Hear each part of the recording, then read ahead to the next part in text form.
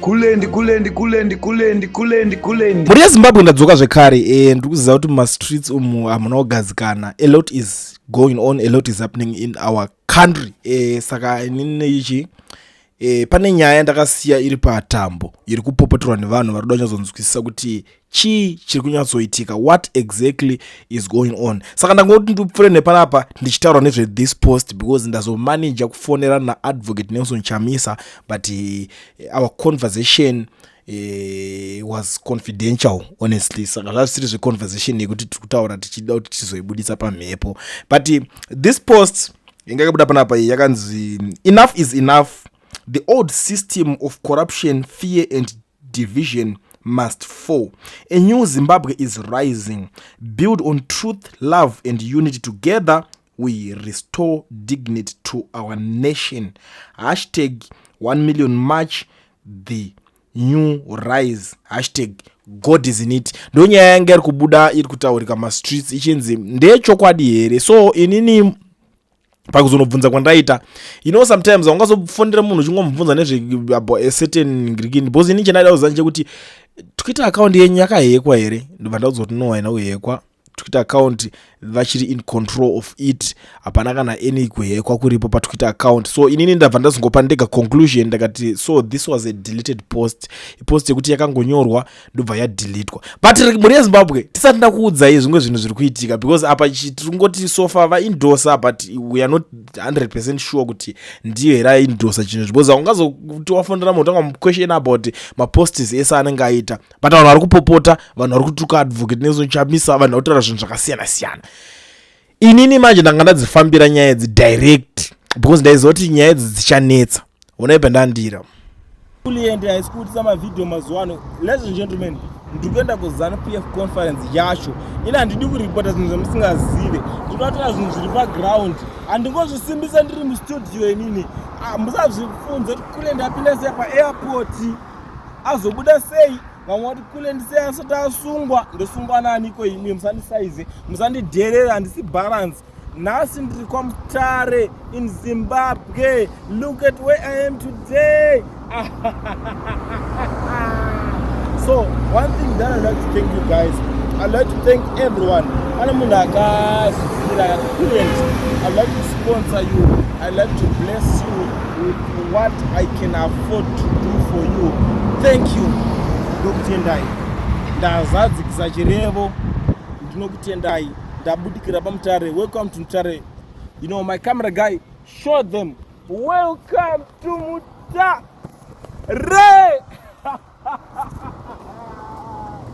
Kune TV zvinhu.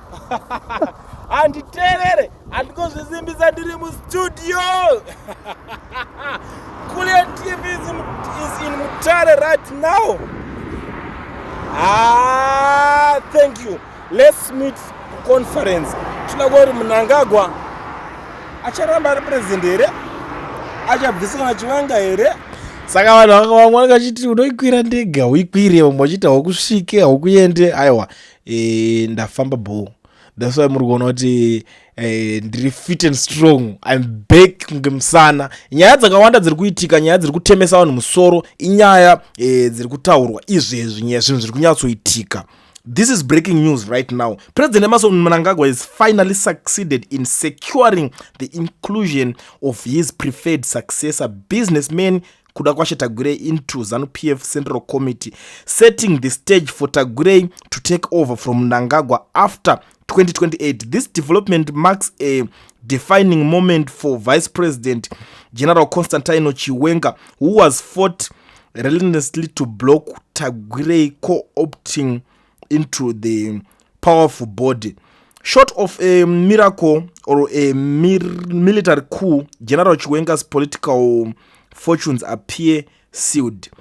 If Mnangagwa succeed in positioning Kudakwashe Tagure as his successor, it will mark the end of an era in which Zimbabwe was led by figures from the liberation struggle, beginning with President Robert Mugabe and followed by Mnangagwa himself. Tagure would become the first Zimbabwean leader with no direct connection to the liberation war, symbolizing a generational and ideological shift in the country's political history. Saka panapa zvekunzi mahovheti vakarwa hondo. That is the reason why Mudhara Geza is about to address right now, because ma-issues ekuti ari kutotemesa musoro. I don't know what Geza is trying to plan so far zvangu. Ndaona vanhu vakawanda vanga vachimbotira kundipindura, because there was a certain video panapa yandanga ndiri kuona vamwe vanhu vachitaura about ma-issues aya vasinganyatsonzwisisa. Inini honestly handina kuti kana kuti takutaura nyaya idzi ndinenge ndine mumwe munhu wekuti ndenge ndichitya,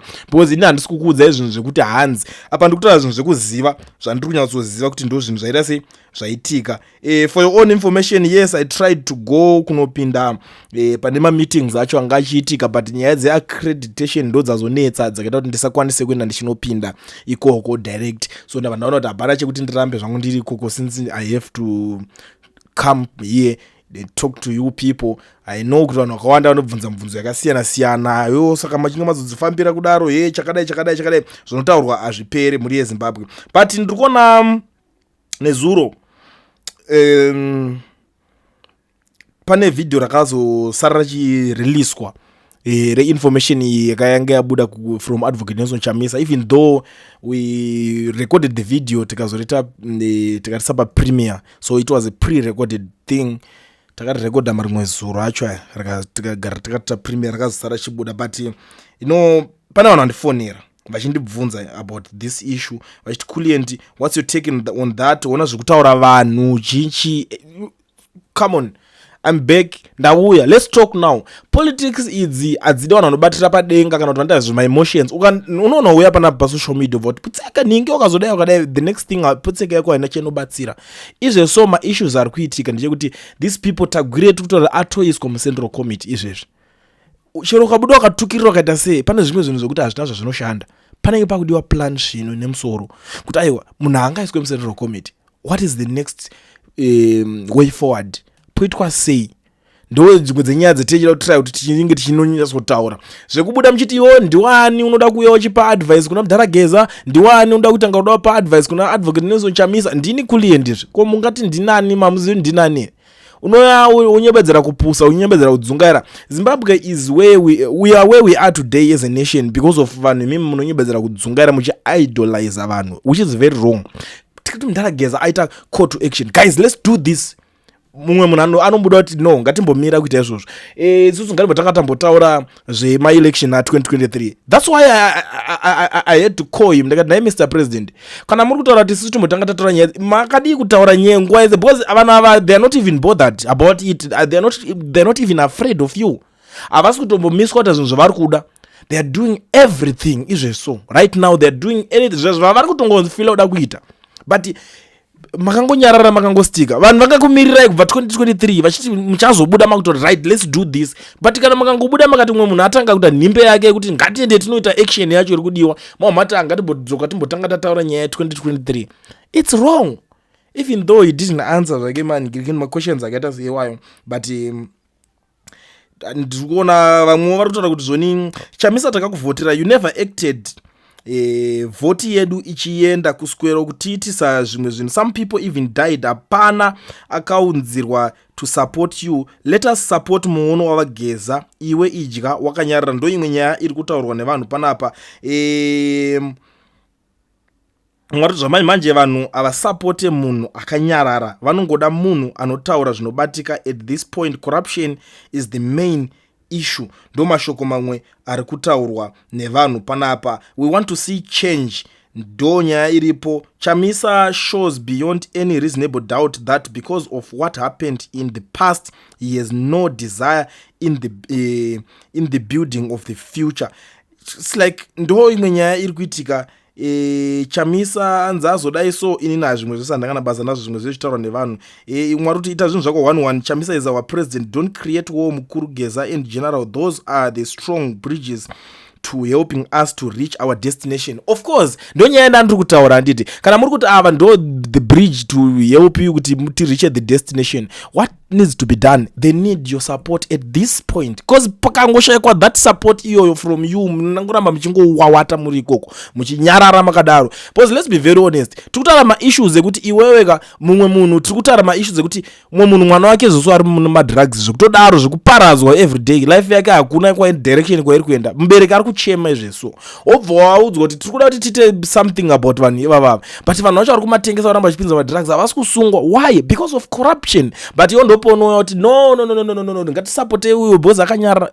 Come on, Mr. President, do something, fight this corruption. Munhu wacho bva anyarara yongotanga ngirikini like izveso yakuitanga sadaka. These ZANU-PF people, they are doing anything. Zvese vari kuriska, vari kutongoita yese vari kuda izvezvi. Hakuna ari kuvamisa, hapana ari panosumuka kutaura kuti enough is enough. But mutara Geza ndiye gakwanisa kusumuka. So ndo panga pane issue panapa. Zvekuzonzi hanzi zvakaitika muna 2017 ndo zvakachenjedza. Let's try again. Ngatichenjedzwe kechitu. Tsuru yacho inototsva muru zvakaviri. Why? Because ndo zviri kuda ma genuine supporters. Saka inini zvekuti ndizonzi inini ita zvinhu zvako 1-1. Imimi muri kuita zvipi 2-2 zvacho, kana inini zvangu ndichifanira 1-1. Imimi moita 2-2 zvipi. Because let's address my issues are real. That's it. Anina ndisi munyengeri kana munhu anouya anchingoti izvo zvacho zviri kuitwa ndezvipi.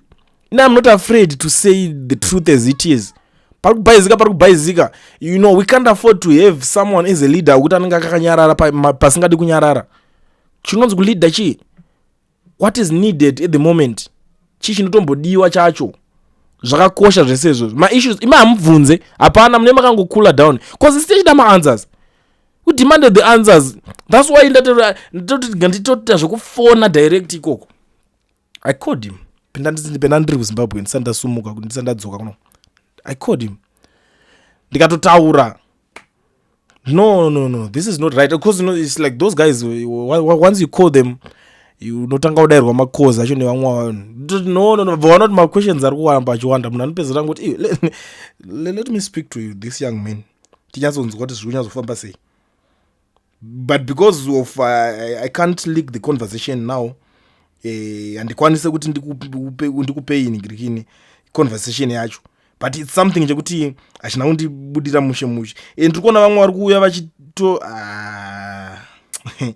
maZimbabweans ngatimbomira. maZimbabweans, let's be serious, let's be very serious panyaya iyoyi. Ini ndakataura zvinhu zviri simple. Ndakati mutara Geza waleti netimu renyu racho na VP Chiwenga, you guys have to sit down muonesana kuti kana tikadai so tichazoshare so ndo zvandaitaura simple kuti dialogue is needed. Sit down motaurirana kuti kana mukati muri kuda kupinda, kana mukati muri kuda support from these people from opposition, you have to sit down mopromisana monyorerana zvinhu zvenyu pasi. That's it. But you advocate Chamisa kana muri kuda anything or any position or any post pane something chiri kugadzirwa, garai matotaura, garai mabuda pachena kuti right ndiri kuoffer support izvezvi but ndiri kuda chakati in return. He said that ureke muda kuzoita kana or prime minister or whatever chinoda kuitwa ipapo. That is needed panguva inei. Kwete kungoramba takangonyarara tongoti hatisi kusupport because last time takambovharwa. Sometimes it doesn't make sense. Zvakangofanana chinongodiwa apa chakungorwirwa pa credit yekunzi imi tatichirima apapa, saka azonyatsorima ndiani apa umwobuda kuti ndina takatobata gejo. Zvimwe zvacho hazvina basa. Chakakosha nje vanhu vamborimirwa, vanhu vambowana maguta, vambowana guta. That is the most important thing. Chandiri kuti chinofanira kunge chichiitika ipapapa. Vanhu vakawanda vatotaura zvakasiyana kovada. Kulendo wazodai so kulendo watengwa here nani hakuna anotenga, ndotenga kane anditengeke zvekumhanya, anditengeke nenhingirikini. Umwe ari kuti right ane 2 years my elections aitwa, but nanhasi akangonyarara. Kwakambonzi sadaki kwakambodidi. No, the issue of sadaki ndakava ndikakuudza ndikati that was propaganda, 100% propaganda. Makatomboya makandijamukira, aiwa iwo une problem, mira uone utoteza vanhu kuyambuka. Makayambuka here nesadaki yacho. Ndakakutaurirai ndikati even Mnangagwa is going to be the chairman of sadaki. Zvinhu izvozvo zvichatoitika, mark my words. Makamaka here mawords acho. Hapana akambodzoka akazitaura kuti but waitaura chokwadi, because chimwe zvinhu zvinoda kunguti ngodzana straight so pane kuti tirambe chinguva nyingokudzai zvinhu zvamuda kungofarira azvishande. It doesn't make sense. But this is where we are right now. I tried to read my comments ese amuri kuningirina angataurwa pane this issue, but ndichazoona vanotuka sori zvenyu ina handikwanise kuswererana ndichiita zvekutuka nevanhu because maissues ari serious aya. Handinakidzwe nekuswera ndichitaura kana kuda kutopedza nguva yangu ndichiningirikina ndichitarisa munhu kuti anenge afambira kuya kunotuka.